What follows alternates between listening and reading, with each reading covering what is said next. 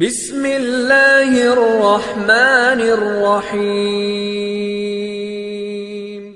ماں باپ کی زبان سے نکلا ہوا ہر لفظ اولاد کے حق میں قبول ہوتا ہے، اس لیے کسی بھی ماں باپ کو اپنی اولاد کو غصے میں بھی بد دعا نہیں دینا چاہیے۔ آج ہم لوگ جانیں گے ماں کی بد دعا کا اثر۔ قوم بنی اسرائیل میں حضرت جریز بڑے متقی اور عابد مرد تھے۔ ایک مرتبہ نماز پڑھ رہے تھے کہ ان کی ماں نے انہیں پکارا، یا جریج، اے جریج۔ آپ سوچنے لگے، ایک طرف نماز ہے اور دوسری طرف ماں۔ پھر ماں نے آواز دی، یا جریج، آپ نماز میں مشغول رہے۔ تیسری مرتبہ ماں نے زور سے پکارا، یا جریج۔ حضرت جریج نماز پڑھتے رہے، کوئی جواب نہ دیا۔ جب ماں نے اپنی پکار کا جواب نہ پایا تو ناراض ہو کر بد دعا دیتے ہوئے کہا، اے اللہ، جریج کو موت نہ آئے جب تک بدمعاش عورت کا چہرہ نہ دیکھ لے۔ یہ کہہ کر ان کی ماں واپس لوٹ گئی۔ حضرت جریج رضی اللہ تعالیٰ عنہ کی خانقاہ کے قریب ایک چرواہا بھی رہتا تھا۔ ایک فاحشہ عورت کے ساتھ اس کے ناجائز تعلقات تھے۔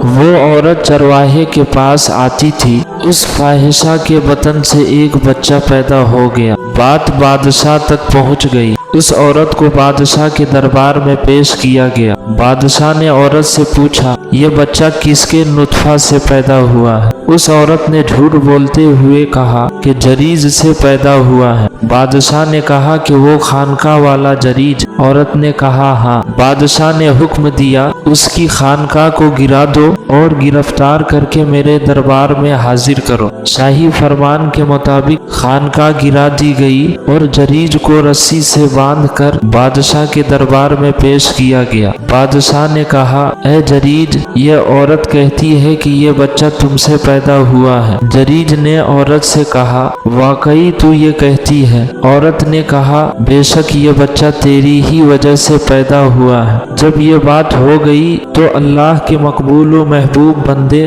حضرت جریج نے اس چند دنوں کے شیر خوار بچے سے پوچھا، من ابو کا، بتا تیرا باپ کون ہے؟ بچے نے کہا، میرا باپ بکریوں کا چرواہا ہے۔ بادشاہ نے جب یہ ماجرا دیکھا کہ حضرت جریج رضی اللہ تعالیٰ عنہ کی پاک دامنی کی شہادت چند دنوں کا بچہ دے رہا ہے تو بادشاہ نے معافی مانگتے ہوئے عرض کیا، اے جریج، ہم تمہاری خانقاہ چاندی کے بنوا دیتے ہیں۔ آپ نے کہا نہیں۔ بادشاہ نے کہا، اگر آپ چاہیں تو سونے کی خانقاہ بنوا دیتے ہیں۔ حضرت جریج نے فرمایا، نہیں، آپ ویسے ہی تعمیر کر دیں جیسی پہلے تھی، یعنی مٹی گارے کی کچی۔ اس واقعہ سے معلوم ہوا کہ ماں باپ کی بد دعا سے ڈرنا چاہیے، اس کا اثر ہو جاتا ہے۔ حضرت جریج کے زمانے کی شریعت میں نماز کی حالت میں کلام کرنا ممنوع نہ تھا۔ حضرت جریج کا یہ واقعہ حضور صلی اللہ تعالیٰ علیہ وسلم کی بعث سے پہلے کا ہے۔ شروع میں ہماری شریعت میں بھی حالت نماز میں کلام کرنا جائز تھا، پھر یہ حکم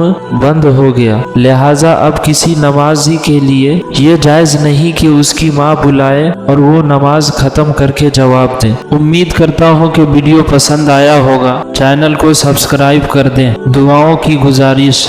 اور ایک اہم بات، روزانہ فجر کی نماز کے بعد ہمارے یہاں لوگوں کے نام سے دعا کیا جاتا ہے۔ اگر آپ بھی اپنے لیے دعا کرانا چاہتے ہیں تو 3 مرتبہ درود شریف پڑھ کر اپنا نام کومنٹ کر دیں۔ اللہ تعالیٰ سے دعا ہے کہ مولا، ہم مسلمانوں میں جو بے روزگار ہیں انہیں روزگار عطا فرما۔ مولا، جو بیمار ہیں انہیں صحت و تندرستی عطا فرما۔ اور دنیا جہان میں جہاں کہیں بھی مسلمانان اسلام پریشان حال ہیں، مولا تو ان کی پریشانیوں کو دور فرما۔ مولا، ہم سارے مسلمانوں کا خاتمہ ایمان پر فرما۔